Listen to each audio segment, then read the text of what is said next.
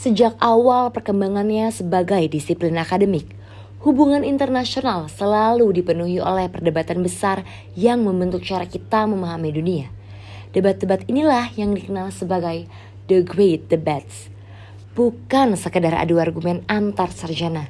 Debat besar adalah cermin dari perubahan dunia, mulai dari yang peran global, dinamika ideologi, hingga munculnya globalisasi. Melalui debat-debat inilah teori-teori yang kita pelajari saat ini terbentuk. Lantas, apa itu debat besar? Secara sederhana, debat besar adalah rangkaian pertarungan intelektual yang berpengaruh besar terhadap fondasi teori dan metode dalam hubungan internasional. Sejak HI mulai dipelajari secara formal pada awal abad ke-20, para sarjana terus memperdebatkan beberapa pertanyaan kunci seperti: apa pokok utama yang harus menjadi fokus kajian HI? Bagaimana cara terbaik untuk menganalisis fenomena global? Apakah kita perlu menggunakan pendekatan ilmiah, filosofis, atau moral? Dan apakah dunia pada dasarnya konfliktual atau kooperatif?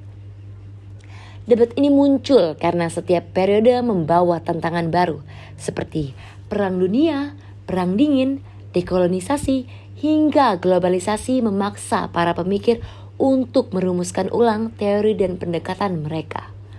Meskipun ada kritik bahwa narasi 4 debat besar ini menyederhanakan sejarah intelektual hubungan internasional, seperti yang disampaikan oleh Ashworth pada tahun 2002. Kerangka ini tetap digunakan secara luas karena membantu kita memahami bagaimana teori HI berevolusi dari masa ke masa. Debat besar biasanya dibagi menjadi 4, dan yang pertama adalah yang paling ikonik, yaitu pertarungan antara idealisme dan realisme. Debat besar pertama, idealisme versus realisme. Latar belakang historis debat ini muncul pada tahun 1930 hingga 1940-an, tepat setelah dunia hancur akibat Perang Dunia Pertama.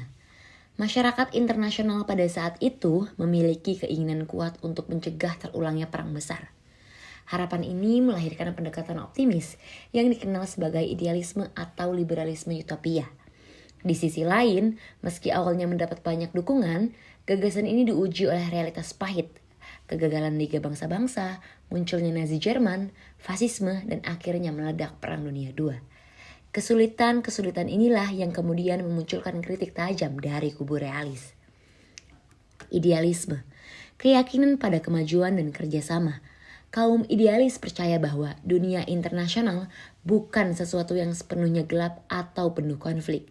Mereka berangkat dari keyakinan bahwa manusia itu rasional dan bisa belajar dari kesalahan. Negara-negara dapat bekerja sama demi kepentingan bersama. Institusi internasional seperti Liga Bangsa-Bangsa dapat membawa stabilitas.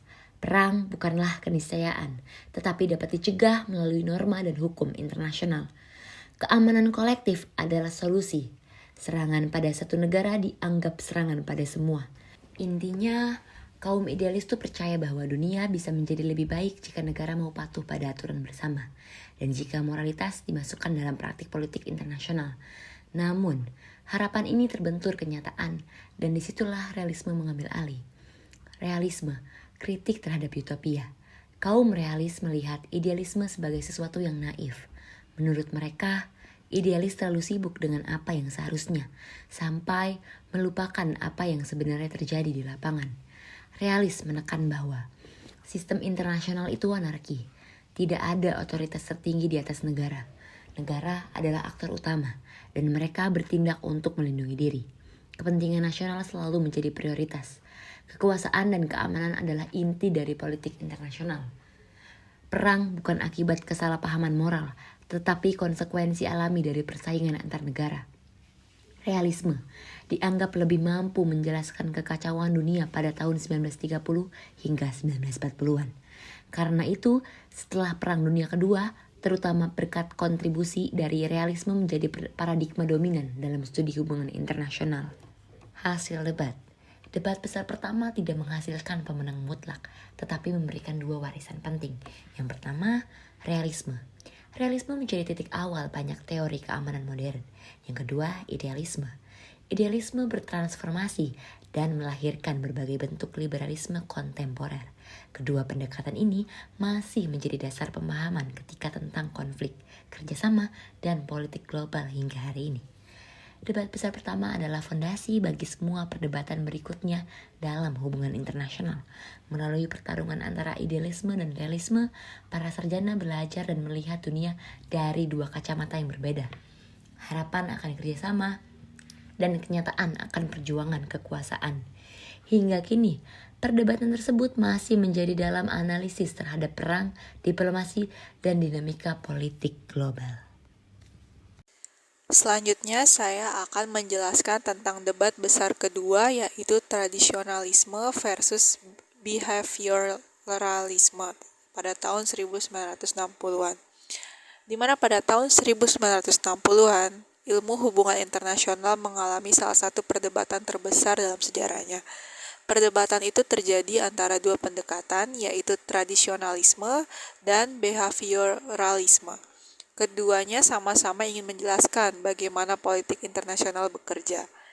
Tetapi, mereka berbeda jauh dalam cara melihat dunia dan cara melakukan penelitian. Pertama, mari kita lihat tradisionalisme. Pendekatan ini sudah lebih dulu berkembang, di mana para ilmuwan yang menggunakan cara tradisional biasanya menekankan pentingnya sejarah, filsafat, diplomasi, dan pengalaman untuk memahami hubungan antar negara. Mereka percaya bahwa politik internasional itu rumit dan tidak bisa dijelaskan hanya dengan angka maupun rumus. Tradisionalis melihat negara sebagai aktor utama, dan mereka percaya bahwa pemahaman mendalam tentang konteks sejarah, nilai, dan motivasi para pemimpin sangatlah penting. Mereka juga lebih banyak menggunakan metode kualitatif seperti studi kasus dan penafsiran dokumen. Namun, pada tahun 1960-an, muncul kelompok baru yang menantang cara lama tersebut. Kelompok ini disebut behavioralis. Mereka ingin membawa ilmu politik, termasuk hubungan internasional, menjadi lebih ilmiah, terukur, dan objektif. Behavioralisme dipengaruhi oleh perkembangan statistika, psikologi, dan ilmu perilaku. Para behaviораlis percaya bahwa politik bisa dipelajari dengan ilmu alam, dengan mengumpulkan data, mengukur perilaku aktor, membuat hipotesis, dan menguji pola secara sistematis. Bagi mereka, penjelasan yang kuat harus didukung dengan bukti yang empiris, bukan hanya dengan interpretasi sejarah saja. Inilah inti dari perdebatan besar kedua tersebut, di mana tradisionalis mengatakan bahwa pendekatan behavioralis terlalu menyederhanakan kenyataan politik internasional. Mereka menilai bahwa tidak semua aspek diplomasi dan konflik dapat diukur dengan angka saja. Banyak hal penting seperti niat politik, emosi, atau budaya yang tidak bisa masuk ke dalam tabel data. Di sisi lain, behavioralis menilai bahwa tradisionalisme terlalu subjektif dan kurang ilmiah. Mereka mengkritik bahwa banyak tulisan tradisionalis sulit untuk diuji ulang karena tidak memakai data yang jelas. Behavioralis ingin membawa standar metodologi yang lebih ketat agar ilmu hubungan internasional bisa berkembang seperti sosiologi maupun ekonomi. Perdebatan ini menjadi sangat panas pada tahun 1960-an. Banyak jurnal ilmiah saat itu penuh dengan kritik antara kedua kubu ini. Masing-masing pendekatannya lebih baik dan lebih tepat untuk memahami dunia internasional yang sangat dinamis pada masa itu, terutama karena Perang Dingin. Namun, seiring berjalannya waktu, para ilmuwan menyadari bahwa keduanya memiliki kelebihan dan kekurangannya masing-masing, di mana behavioralisme memang membuat penelitian lebih sistematis dan terukur. Namun, tidak semua fenomena internasional mampu dijelaskan hanya dengan data kuantitatif saja. Sebaliknya, tradisionalisme memberikan pemahaman mendalam tentang sejarah dan konteks politik, namun terkadang kurang memberikan alat analisis yang dapat diuji secara ilmiah. Akhirnya, debat besar kedua ini menghasilkan kemajuan penting, di mana dalam ilmu hubungan internasional berkembang menjadi lebih kaya dan beragam, karena dengan dua pendekatan ini justru saling melengkapi satu sama lain.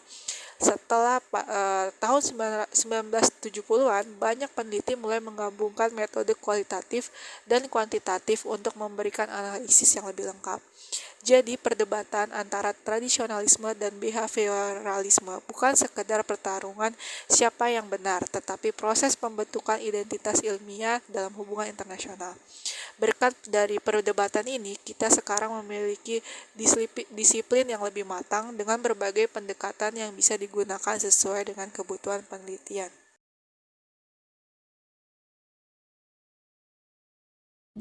Perdebatan antar paradigma.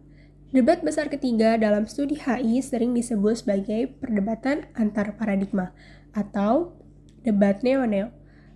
Perdebatan ini tidak hanya melibatkan dua kubu, melainkan pertarungan sengit antara tiga paradigma utama. Yang pertama, realisme atau neorealisme, yang kedua, liberalisme atau neoliberalisme, dan yang ketiga, strukturalisme atau radikalisme, atau biasa kita sebut neo-marxisme. Fokus utama perdebatan bergeser dari isu keamanan menjadi isu-isu ekonomi politik internasional atau IPE. Neo-neo debat, neorealisme versus neoliberalisme. Bagian paling terkenal dari debat ketiga adalah perdebatan antara dua turunan pemikiran utama yang sama-sama berakar pada tradisi positisme dan umumnya menerima sistem anarki internasional sebagai kerangka dasar. Neorealisme atau structural realism dikembangkan oleh Kenneth Walsh 1979, menekankan bahwa struktur anarki sistem internasional adalah penentu utama perilaku negara, bukan sifat manusia, seperti realisme klasik. Fokus tetap pada keamanan dan kekuasaan relatif. Kerjasama internasional sulit terwujud dan bersifat sementara, karena adanya masalah relative gains, atau keuntungan relatif. Negara akan selalu cemas bahwa keuntungan dari kerjasama akan lebih besar bagi negara lain, yang pada akhirnya dapat membahayakan keamanan nasionalnya. Institusi dan rezim internasional tidak terlalu penting dan hanyalah refleksi dari distribusi kekuasaan antar negara besar. Neoliberalisme institusionalis. Neoliberalisme atau neoliberal institutionalism dikembangkan oleh Robert Keohane 1984. Meskipun menerima anarki, mereka berpendapat bahwa institusi dan rezim internasional dapat memfasilitasi kerjasama melalui pengurangan biaya transaksi dan penyediaan informasi, yang memungkinkan negara mencapai keuntungan mutlak atau absolute gains. Negara fokus pada seberapa besar keuntungan yang didapat dirinya sendiri, bukan membandingkannya dengan keuntungan negara lain. Institusi dan rezim internasional penting sebagai jembatan untuk mengatasi anarki. Tokoh kunci adalah Joseph Nye, dengan konsep interdependensi mereka. Meskipun berseteru, kedua pandangan ini sering dikelompokkan bersama dengan kesamaan epistemologi atau positisme dan ontologi, atau menganggap anarki sebagai fitur permanen. Selanjutnya adalah kelompok neo-marxisme atau teori radikal atau strukturalis, menjadi penantang utama bagi konsensus neo-neo ini. Kelompok ini menolak fokus neorealisme dan neoliberalisme yang terlalu negara sentris dan positisme. Neo-marxisme atau strukturalism mengkritik kedua pandangan di atas karena terlalu berpusat pada negara. Neo-marxisme fokus pada struktur ekonomi global dan hubungan dominasi atau ketergantungan antara negara-negara core atau pusat dan periferi, pinggiran. Sistem internasionalnya dipandang sebagai struktur penindasan dan eksploitasi yang didasarkan pada hubungan ketergantungan atau dependence antara negara-negara dunia pertama dan dunia ketiga. Dunia ketiga berfungsi sebagai pemasok bahan baku, sementara dunia pertama adalah perusahaan manufaktur. Tujuan negara kapitalis adalah untuk menjamin keberlanjutan sistem kapitalisme global. Perdebatan ini berpusat pada beberapa isu. Yang pertama, sifat sistem internasional. Yang kedua, kerjasama versus konflik. Yang ketiga, aktor dan agenda. Dan yang keempat, ekonomi politik. Debat ini sering berakhir dengan dominasi neorealisme dan neoliberalisme yang keduanya merupakan pandangan rasionalis yang berbagi asumsi dasar tentang negara sebagai aktor utama yang mencari keuntungan. Untuk itu, ilmu ekonomi politik internasional (IPE) lahir sebagai disiplin yang secara eksplisit membahas persimpangan antara politik ekonomi, dan neomarxisme, khususnya teori dependensi dan teori sistem dunia, menawarkan kerangka radikal untuk menganalisis hubungan ini. Perdebatan besar keempat. Sebuah debat yang mungkin paling relevan dengan era kita saat ini. Perdebatan besar keempat muncul pada akhir tahun 1980-an dan awal 1990-an, bertepatan dengan berakhirnya Perang Dingin. Jika perdebatan-perdebatan sebelumnya mempertanyakan sifat dasar dari politik internasional dan bagaimana kita mempelajarinya, maka perdebatan keempat ini membawa pertanyaan yang lebih fundamental. Bagaimana kita menghasilkan pengetahuan tentang dunia internasional? Perdebatan ini, pada dasarnya, adalah pertarungan epistemologis antara dua kubu besar.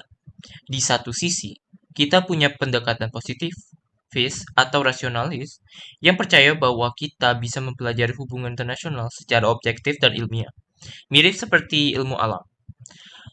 Mereka beranggapan bahwa ada pola-pola tertentu yang bisa kita temukan, prediksi yang kita bisa buat, dan kebenaran yang bisa kita ungkap melalui metode ilmiah. Di sisi lain, ada pendekatan post-positivis atau reflektivis yang menantang asumsi-asumsi tersebut. Mereka berpendapat bahwa realitas sosial, termasuk hubungan internasional, tidak bisa dipelajari dengan cara yang sama seperti kita mempelajari atom atau planet. Mengapa? Karena dunia sosial dibentuk oleh makna, interpretasi, dan konstruksi manusia. Para positivis yang diwakili oleh teori-teori seperti neorealisme dan neoliberalisme berargumen bahwa kita harus menggunakan metode empiris dan kuantitatif. Mereka mencari pola kausalitas, membuat hipotesis yang bisa diuji, dan berusaha membangun teori-teori yang punya kekuatan prediktif. Bagi mereka, subjektivitas peneliti harus diminimalisir sebisa mungkin agar kita bisa mendapatkan pengetahuan yang objektif tentang bagaimana dunia bekerja.